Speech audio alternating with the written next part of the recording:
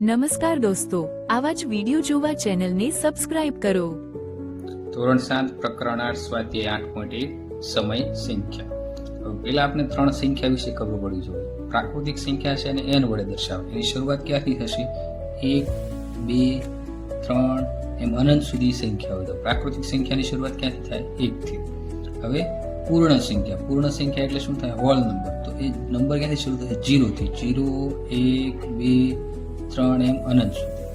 ત્યાર પછી છે પૂર્ણાંક સંખ્યા. તો પૂર્ણાંક સંખ્યામાં 0, +1 એમ +2, +3 એમ અનંત સુધી, અને આ બાજુ -1, -2, -3 એમ અનંત સુધી સંખ્યા આપેલી છે. તો પૂર્ણાંક સંખ્યામાં શું આવે? માઇનસ બધી સંખ્યા આવશે, 0 આવશે અને પ્લસ સંખ્યા આવશે. હવે આપણે જે આજે ભણવાનું છે એ કઈ સંખ્યા છે? સમય સંખ્યા. તો સમય સંખ્યા કોને કહેવાય એના વિશે આપણે પહેલા જોઈ લઈએ. તો જે સંખ્યા p/q સ્વરૂપમાં હોય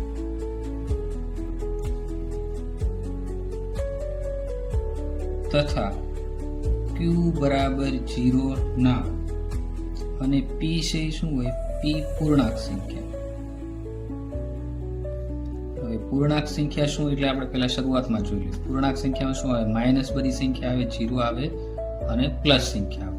હવે માનો કે આપણે સમય સંખ્યાનું ઉદાહરણ લઈએ તો -5/7. તો -5 છે પૂર્ણાંક સંખ્યા તો છે જ. તો -5/7. પછી 11/8 એટલે કે પ્લસ સંખ્યા લઈ લો. પછી લખો તમે 4/-3. તો આ બધી સંખ્યા કેવી થશે? સમય સંખ્યા. p અને q. p એટલે અંશ, q એટલે છેદ. એટલે q બરાબર છેદમાં તમારે ક્યારેય 0 હોવો જોઈએ નહીં, અને p છે એ શું છે? પૂર્ણાંક સંખ્યા હોવી જોઈએ, જેને આપણે શું કહીશું? સમય સંખ્યા. હવે પહેલો દાખલો. નિમ્નલિખિત સમય સંખ્યા વચ્ચે આવતી 5 સમય સંખ્યા લખો. એમાં પહેલી સંખ્યા શું આપી છે આપણને? -1 અને 0 વચ્ચે આવતી સમય સંખ્યા મેળવવાની. હવે આપણને 5 સમય સંખ્યા કીધું હોય તો આપણે શેના વડે લખવાના? 6 વડે. ટૂંકમાં બેયના છેદ કેવા હોવો જોઈએ? સરખા હોવો જોઈએ. હવે -1 ના છેદમાં કાંઈ ન હોય તો શું હશે? 1 હશે. અને બીજી કઈ સંખ્યા આપી આપણને? 0. તો 0 ના છેદમાં કાંઈ ના હોય તો શું હોય? 1 હોય.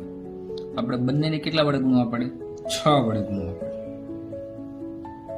તો આને આપણે 6 વડે ગુણશું તો શું થશે? ×6. શું કામ 6 વડે ગુણ્યા? તો બેયના છેદ આપણે કરવા પડે? સરખા કરવા પડે. તો આને 6 વડે ગુણશું, આને 6 વડે ગુણશું. તો આ શું થશે? -6 છેદમાં કેટલા થશે? 6 થશે. આ કેટલી થશે? 0 × 6 એટલે શું થશે? 0. અને છેદમાં કેટલી થશે? 1 × 6 એટલે 6. તો ટૂંકમાં આનું શું થશે? 0 જ થશે. તો આપણે બે સંખ્યા મળી, -6/6 અને બીજી કઈ સંખ્યા મળી? 0/6. હવે આની વચ્ચેની સમય સંખ્યા કઈ થશે? હવે -6 પછી -5/6, -4/6, -3/6, -2/6, -1/6. હવે આની પછી શું થઈ જશે? -1 પછી શું આવશે? 0/6. તો આ સંખ્યા મળી ગઈ. તો આ બે વચ્ચેની સમય સંખ્યા કેટલી થઈ? તો આપણે લખી શકીએ માગેલ સમય સંખ્યા કઈ મળશે? -5/6, -4/6, -3/6, -2/6, -1/6. હવે ફરી વાર આ 6 આપણે શું કરવા બેટા? બે બાજુ છેદ સરખા કરવા માટે. તો -6/6 થી 0/6. આ વચ્ચેની સંખ્યા કેટલી થશે? આ. અને આપણે આ 5 સમય સંખ્યા મળી ગઈ. 1, 2, 3, 4 અને 5. હવે આમાં બીજો દાખલો શું કીધું છે? -2 અને 1. તો આપણે શું લખશું? -2 અને 1. એની વચ્ચેની ટોટલ કેટલી સમય સંખ્યા માંગી છે? 5 સમય સંખ્યા માંગી છે. તો 5 કીધું એની કરતા 1 વધારે સંખ્યા વડે આપણે ગુણશું. એટલે છેદ 2 ના સરખા આપણે શું કરશું? -2 છેદમાં કાંઈ ન હોય તો 1. અને બીજી સંખ્યા કઈ હતી? -1 છેદમાં કાંઈ નહીં હોય તો કેટલા હશે? 1. હવે બેનને આપણે 6 વડે ગુણ્યું. તો આને 6 વડે ગુણી નાખશું તો જવાબ શું મળશે? 2 × 6 = 12. -12/6 અને આ કેટલા મળશે? -6/6. તો હવે આપણે આના વચ્ચેની સમય સંખ્યા મૂકી. તો -12/6 પછી શું થશે? -11/6, પછી -10/6, પછી -9/6, -8/6, -7/6. જો હવે શું થઈ જશે? આ વચ્ચેની સંખ્યા થઈ ગઈ. પછી શું આવશે? -6/6. તો આ બધી સંખ્યા -12/6 અને -6/6 ની સંખ્યાની વચ્ચે મળી ગઈ. તો માગેલ સમય સંખ્યા આપણે 5 મળી ગઈ. 1, 2, 3, 4 ને 5.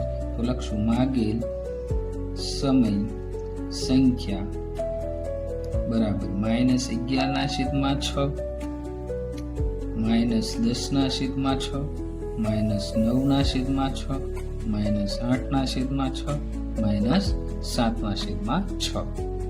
ત્યાર પછી ત્રીજું શું છે? -4/5 અને -2/3. તો આપણે આ સંખ્યા લખી નાખી. હવે જો આ બેનો આપણે શું કરવું પડે? લચા લેવું પડે. તો 5 અને 3 બે કોમનમાં આવતો હોય કેવું છે? 5 તેરી 15. તો લસા કેટલો થશે આ બેનો? 15 થશે. તો -4 15 લાવવું હોય તો અહીંયા કેટલા વડે ગુણવા પડે? 3 વડે. -4/5 ગુણ્યા 3. તો બંને જગ્યાએ 3 વડે ગુણ્યા. અને બીજી કઈ સંખ્યા છે? -2/3. હવે 15 લેવા માટે અહીંયા કેટલા વડે ગુણવા પડે? 5. તો ઉપર કેટલા વડે ગુણવાના? 5 વડે. તો 4 તેરી 12. તો -12/15. ત્યાર પછી શું છે? 2 પંચા 10 એટલે -10/15. હવે અહીંયા તમે જુઓ તો શું થશે? -12 અને -10 બે વચ્ચે સંખ્યા કઈ એક જ આવશે? -11/15. તો આપણે કેટલી સમય સંખ્યા જોઈએ છે? 5. તો આપણને જે આ બે સંખ્યા મળી છે ને આપણે હવે કેટલા વડે ગુણશું? 6 વડે ગુણશું. આપણે કીધું હતું એક વધારે કરવા. તો -12/15 ગુણ્યા 6 ઉપર નીચે. અને બીજી કઈ સંખ્યા મળી છે આપણે? -10/15. એને આપણે કેટલા વડે ગુણશું? 6 વડે. તો 12 6 72 15 6 90. હવે 10 6 60 -15 6 90. હવે આપણે સંખ્યા કઈ મળી? -72/90 અને -60/90. એ બે વચ્ચેની સંખ્યા લખો. તો અહીંયા આપણે શું લાવવું પડશે? -72 પછી શું આવશે? -71/90 -70/90 -69/90 -68/90. પછી શું થશે? -67/90. આમ છે ક્યાં સુધી આવશે? છેક -59/90 સુધી. પણ આપણે કેટલી સંખ્યા જોઈએ? 1, 2, 3, 4 અને 5 મળી ગઈ. તો આપણે શું લખશું? માગેલ સમય સંખ્યા કેટલી માગી હતી? 5. તો આપણે શું લખશું? -71/90 -70/90 -69/90 -68/90 અને -67/90. હવે 4 નંબરમાં શું છે? -1/2 અને 2/3. તો આપણે આ રકમ લખી નાખશું. -1/2 અને 2/3. તો આમાં તે લસા કેટલો થશે?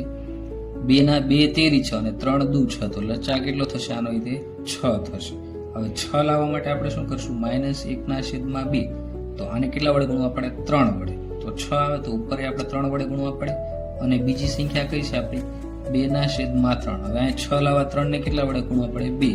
તો આને કેટલા વડે ગુણવા પડે? 2. તો 2 દુ 4 અને 3 દુ 6. હવે અહીંયા શું થશે? 3 એકા 3 પણ આ માઇનસ છે. તો -3 અને 2 તેરી 6. હવે -3/6 અને 4/6 આ બે વચ્ચેની સમય સંખ્યા આપણે મેળવી જશે. આમાં આપણે ગુણવા પડશે નહીં. તો -3 પછી શું આવશે? -2/6 -1/6 0/6 પછી 1/6 2/6 3/6. તો પછી શું આવશે? 4/6. તો આટલી વચ્ચેની સંખ્યા થઈ ગઈ. તો 1 2 3 4 5 6. તો આપણે કેટલી જોશે? ખાલી 5.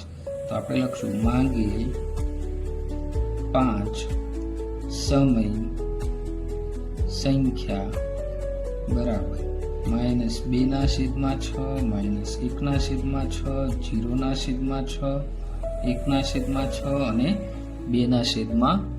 તો આ સમય સંખ્યા મળી ગઈ.